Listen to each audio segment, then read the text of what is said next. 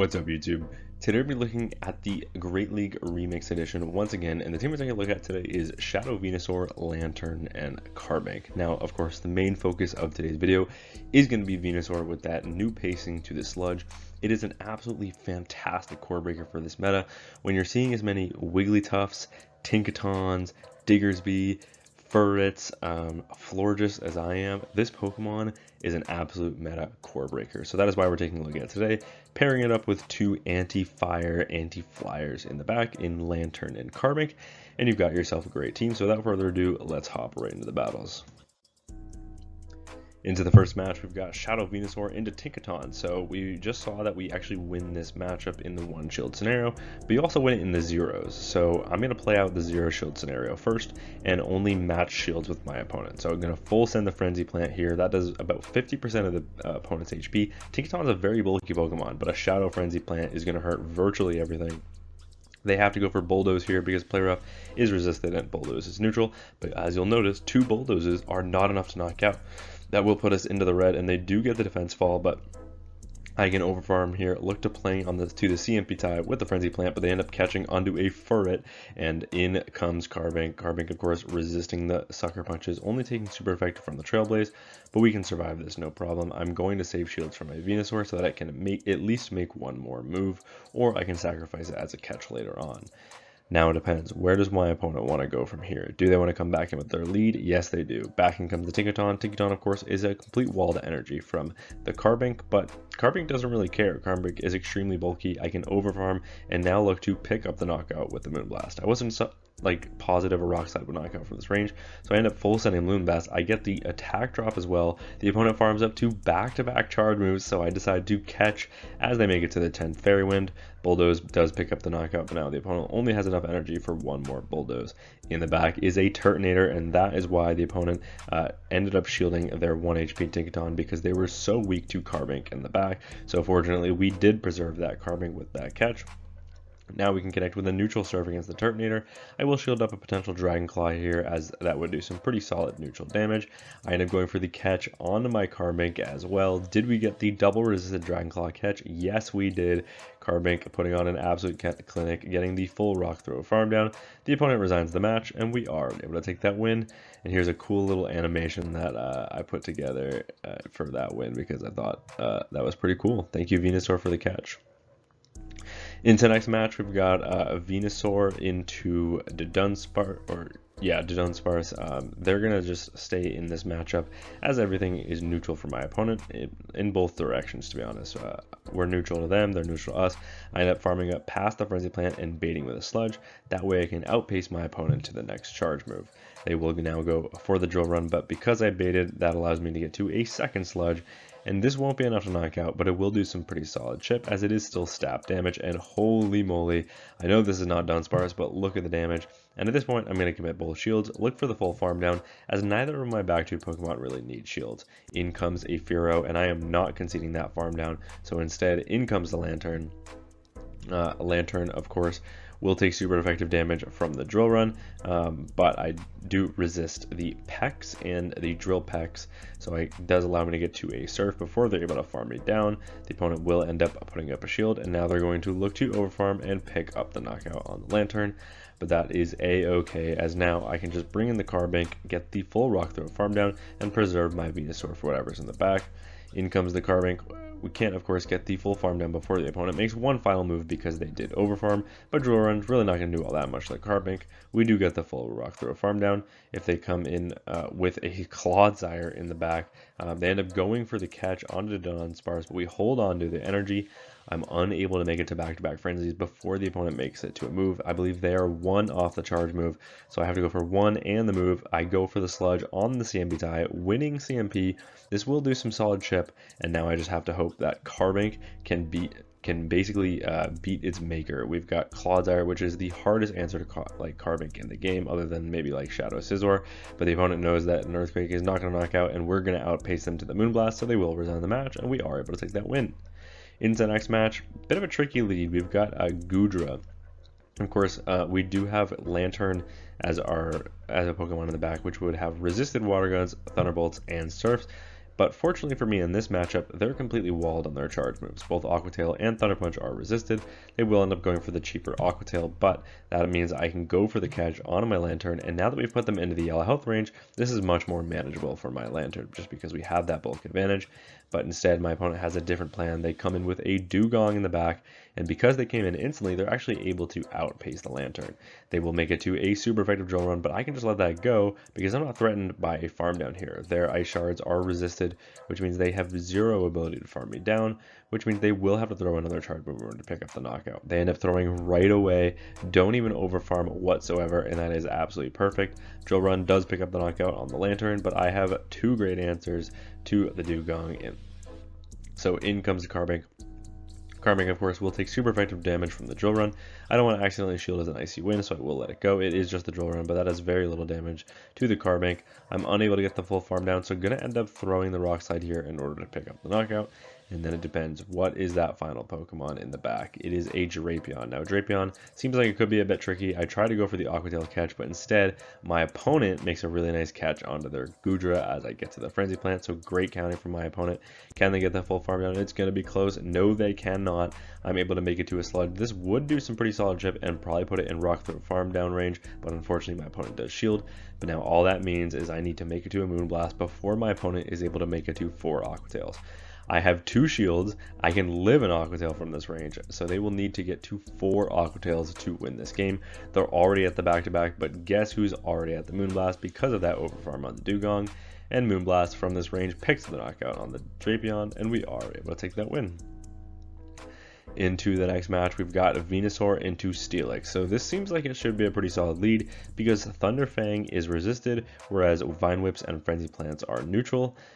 And Frenzy Plant is a super hard-hitting move. However, the opponent does have Psychic Fangs, which would be super effective into the VENUSAUR, so I am just going to match shields here. The only problem here is I don't know if I can live another Psychic Fangs after they've lowered my defense, whereas my opponent can live a Frenzy if they want. So if they let this go, this will put me in a pretty tricky situation. But we've seen this tricky situation before, and I'm just going to double shield my VENUSAUR because neither of my back 2 Pokemon absolutely need shield. They're very bulky. In the back is a Diggersby. I end up going for the Fire Punch catch onto my Lantern, but I am unsuccessful. But I do bank a lot of energy on my VENUSAUR, so if I need to knock out this Diggersby with a Frenzy Panel later, then I will be in a good position. They end up going for the Scorching Sands. That does big damage to the Lantern, but I am now able to make it to the Surf. Surf will connect on the Diggersby, putting them deep into the red.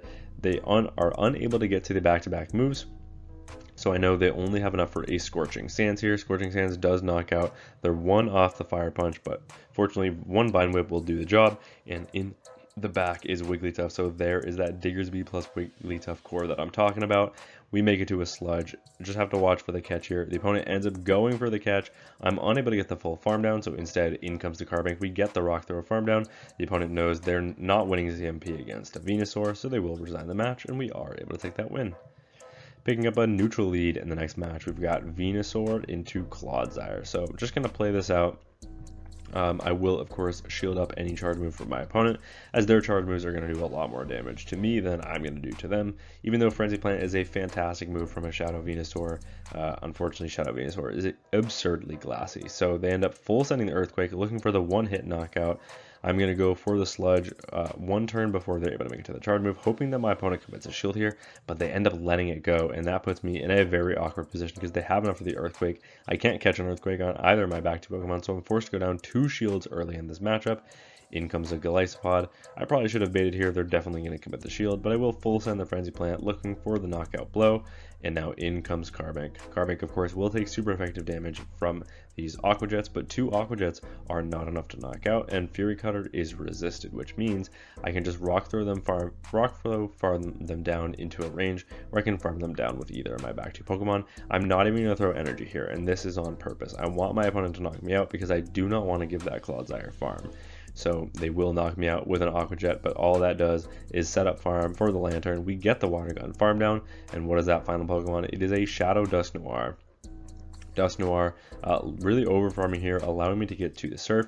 And now I'm going to do the exact same thing I did in that previous matchup. I'm going to go for the catch as they make it to the back-to-back moves, and I do, but unfortunately the opponent holds on to the energy, but they hold on a little bit too much, over farming, allowing me to get to the Frenzy Plant. That knocks out the Shadow Dusknoir with ease, and now it's an easy Vine Whip farm down on the Clodsire.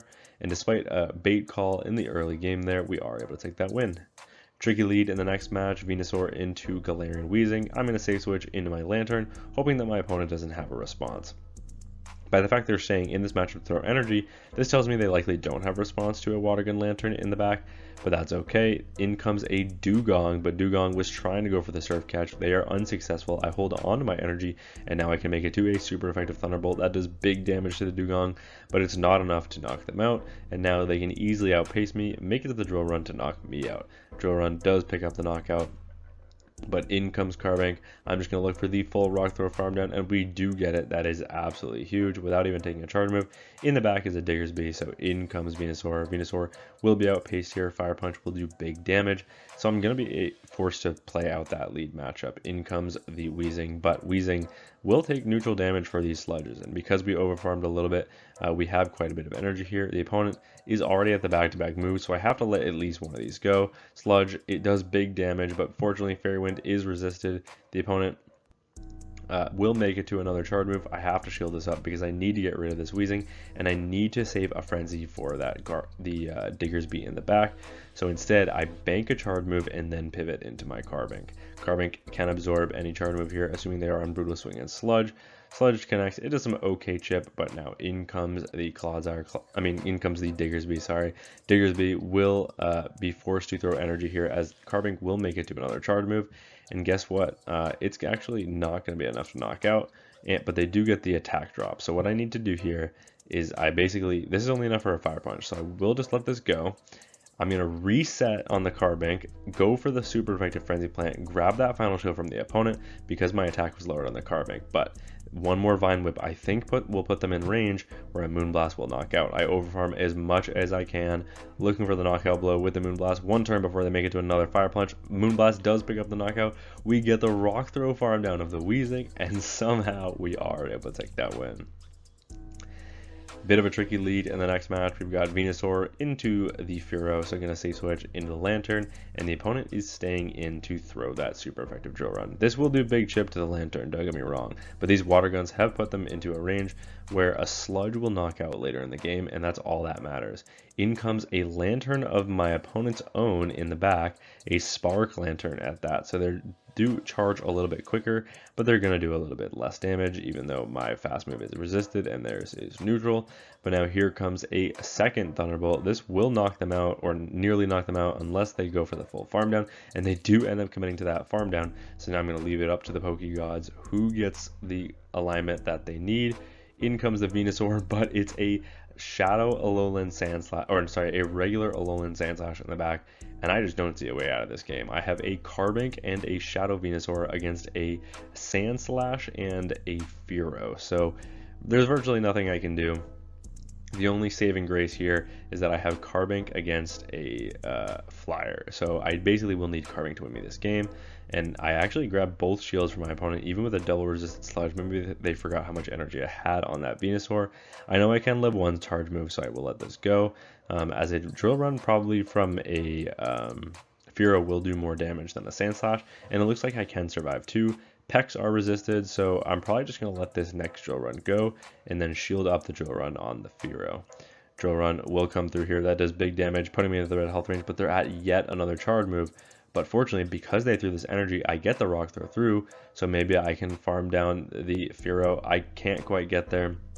The opponent will go for their charge move here. I do get the catch. They just went for the Drill Peck. Can I outpace the opponent? Yes, I can by one single turn. Able to make it to the Rock Slide, and Rock Slide from this range picks up the knockout on the Furret. We get the Rock Throw farm down of the Sandslash, and once again, we're able to take a win that we absolutely had no business winning. Into the next match, neutral lead, the opponent safe switches into a Shadow Dusknoir, and I'm going to go for the Frenzy Plant because throwing on 6 is actually good timing here. I learned to always bait in this matchup in a future matchup because they're always going to be shielding. That Shadow Dusknoir is way too glassy, so Sludge would be resisted, but they're always going to shield. In comes the Carbink, because Carbink can absorb energy fairly well from this Shadow Dusknoir. I can live 2 dynamic punches by the look of it. The opponent goes for back to back, and now I can look to over from here. Can't quite get the farm down, so I will be forced to throw energy. Rock Slide from this range will easily be enough to knock out the Shadow Dusknoir, and they aren't willing to go down 2 shields. In the back, or in the lead, backing comes the Tinkaton, and that actually puts me in a pretty awkward situation because they have a lot of energy here, but in the back is a Galarian Moltres. Now Moltres, of course, has neutral sucker punches in this matchup, but both Fly and Brave Bird are resisted, so I will just let this go. They end up full sending the Brave Bird. That does a pretty solid chip, but it's not enough to knock out, and now that means all I have to do is go straight Surf in this matchup in order to take them out. But the opponent actually commits a shield, maybe looking to get this alignment with their Moltres on my Venusaur, but I'm not having it. They end up sniping with the Tinkaton, and you know what? A Bulldoze from this range would do too much damage, so instead I'm going to go for my Surf. This will do some solid chip, and I'm hoping it puts it in range where a Frenzy Plant will knock out. I'm going to overfarm just a little bit here, go for the Frenzy Plant on the CMP tie, throwing at the very last second, hoping that these Vine Whips have added up enough to knock them out, and they have. And now all I have to do is make it to the Sludge, and I do make it to the Sludge on 1 HP. Sludge from this range picks up the knockout on the Moltres, and we are able to take that win. Into the next match, we've got a Venusaur into Quagsire, so you cannot script a better lead. The opponent safe switches into a Drapion, and I don't have a great response to Drapion in the back. So I'm actually going to stay in here and throw the Sludge just for a little bit of chip, and then come in with my Lantern. As Lantern, of course, resists the Aqua Tails, does take neutral damage from the Crunches, and Crunch does do quite a bit of damage, but it's not enough to 2-shot here. And more importantly, I've put them in a range because of the Sludge that I can go for the full Water Gun farm down without being threatened of a knockout. Of course, if they got the Crunch debuff on the first Crunch, this would be a totally different story, but because they didn't, I get the full Water Gun farm down, I come out with a move loaded, and I have the alignment that I need, and that is what's important. Now I will go for the Surf on the Quagsire. They're of course going to let that go, knowing they have the terrible alignment, but in the back is a Carbink from my opponent, which means this game is over, because we're basically just going to do too much neutral damage to one another that Venusaur will be very easily able to sweep this endgame. The opponent will full send a Moonblast here. I'm going to full send a Moonblast back, because in case I get that attack drop, I will be in a good position. The opponent lets that go as well, which is absolutely perfect. I can now go for the Rock Slide. The opponent ends up going, committing to the Moonblast, maybe because they see that my Carbink is doing more damage to their Carbink than they are doing to mine, and that's just the IVs coming in clutch there on the Carbink. Back in comes a Quagsire, but Quagsire not going to make it to a charge move. They do make it to 1 Aqua Tail, but I have 2 shields left in play, and I can very easily go for the full Vine Whip farm down. It looks like my opponent at this point has a force quit the app, but that is okay, because we can Vine Whip farm down the Carbink, and we are able to take that win. Into the next match, we've got Shadow Venusaur into Florges, another fantastic lead where my opponent is completely walled. Fairy Wind, Chilling Water, Moonblast, Disarming Voice, Trailblaze, it's all resisted on the Venusaur. In comes the Dusknoir, and I'm going to do the exact same thing I did in the previous matchup, but instead I'm going to throw the Sludge Bait this time, and this does end up getting shielded up, which is really nice. And now in comes the Carbink to absorb this energy. Shadow Punch, not going to do all that much, especially from a non-Shadow Dusknoir, so pretty interesting choice for my opponent. I do think the Shadow is quite a bit better, as the Astonishes really add up and make the charge moves a lot more threatening. That said, I am going to make it to the Rock Slide, and Rock Slide from this range actually grabs a shield from the opponent. Back in comes the Florges, but Florges will get caught on. We catch a resisted charge move. Which one's it going to be? It's going to be the Chilling Water. That does very little damage. Fairy Wind is resisted. I'm going to look to overarm play to the CMP tie with the Sludge, and Sludge is super effective damage. It's stab. This is Shadow. It's knocking out the Florges from 75% HP, and we still maintain a 2-shield advantage. In the back is a Dugong. I'm unable to get to another charge move, but that's okay, because all I have to do is make it to 1 Thunderbolt against this Dugong, and it will be game over. They end up full sending drill run, so that is a huge shield call on there. They end up sniping with the Dusknoir, but I can't really commit a shield here because I'm more worried about a super effective drill run. So instead, I'm going to come back in with the Carbink. I am just going to let everything go. I can trust in Lantern to get to a Thunderbolt and win this game. They end up going for the Shadow Punch. It's not enough to knock out. We get the Rock Throw farm down, and then we leave with a Rock Slide loaded. The opponent resigns the match, and we are able to take that win. Into the final match of the video, we've got Venusaur into Drapion. This is a pretty tough lead, so gonna safe switch into the Lantern, and the opponent will stay in to throw energy.